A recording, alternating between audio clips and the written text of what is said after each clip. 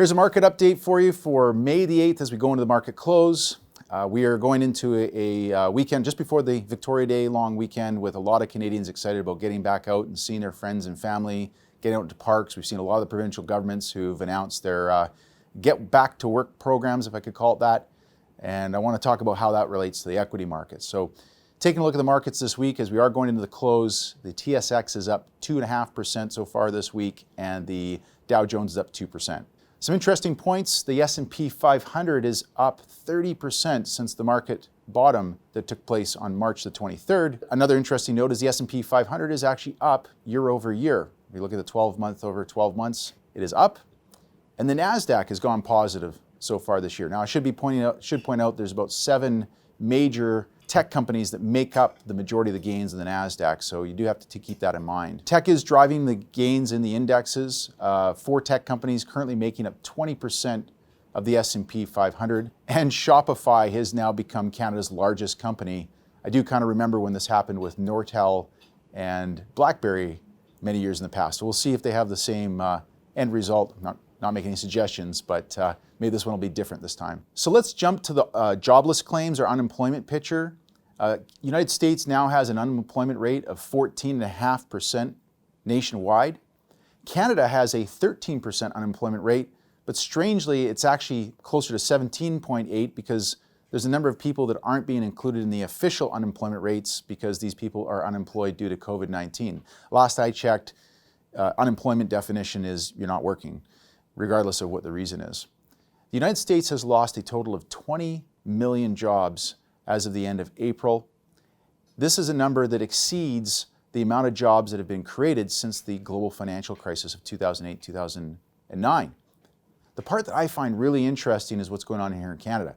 In the month of March, we had 1 million people claim for unemployment and another 2 million people in the month of April, bringing us up to a total of 3 million claims in those 2 months. What I thought also was very interesting is the number of people who are making claims for the CERB, the Canada Emergency Response Benefit. That number is 6.7 million people. Now I recognize that there's some people who were unemployed before March 1st with these big numbers that have come along, but to have unemployment claims of 3 million people in the last 2 months and CERB claims of 6.7 million seems to be there's a disconnect there. I'm not sure where that is coming from. There's a lot of Canadians there that are receiving the CERB benefit of $2,000 a month.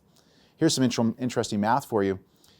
Over the next 3 months, based on those numbers, the federal government is going to pay out over $40 billion in the Canada Emergency Response Benefit for Canadians, and I don't think they're done yet. An interesting note, this morning, Justin Trudeau announced that the Canada Emergency Wage Subsidy program that's going to pay 75% of an employer's wages on behalf of their employees is now being extended. I talked about this in a previous video about a requirement likely for the federal government to continue on with these programs or a tapering off event, because if that doesn't happen, I expect employers are going to start laying people off when this funding runs out. Now let's jump to the dividend sphere.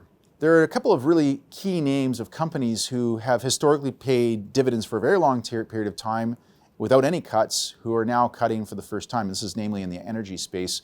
The 2 big names that come to mind are Royal Dutch Shell, a global super major oil producer, cut its dividend by 66% last week, obviously opening the door for many other oil producers to do the same. And we saw here in Canada that Suncor took similar steps and cut their dividend by 55% after claiming a $3.5 billion first quarter loss. A massive, massive loss. We've been a big fan of Enbridge. We've been promoting it much in our investment strategy that we've been talking to our clients about. A lot of our clients own Enbridge. Enbridge, which is not a producer, they're a oil delivery company. They're a transportation utility, did not cut their dividends. So they're sticking with this consistent dividend that they've been paying for, I think, something over 60 years.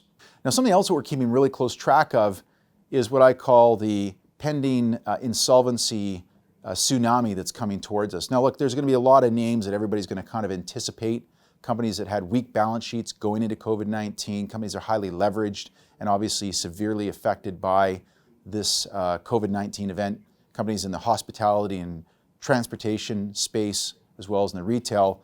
Big names that come to mind this week are J.Crew and Neiman Marcus, both declaring bankruptcy. For a little bit of trickery, you could see that one of the things we found is that J.Crew, before making their insolvency claim, decided to transfer their intellectual property to a subsidiary in the Cayman Islands. So good for you, J.Crew, making that sharp move. Somebody in the Cayman Islands is now sitting with your intellectual property. So where do we go from here? Well, there's a lot of market signals. The VIX index, which is a indicator of the volatility, is now below 30%. Improving technicals suggest that we have probably passed the bottom, but I don't really know, neither do you. Here's the thing. We haven't seen the real fallout, economic fallout of COVID-19 yet. It's being carried by the central banks and the federal governments around the world, and I continue to push this message. You need to be clear with your portfolio. You need to have a good understanding of the risk that you're carrying. And if you don't have a good plan and a good understanding, you could be in for some real upsetting times in the future. I don't know, neither do you, neither do the people on TV that you watch, but they make for a good story. That's our update for you. Mass unemployment, COVID-19 seeming to flatten the curve, insolvencies, dividend cuts, lots of other crazy stuff happening. We'll have more for you next week. Have a nice weekend and stay safe.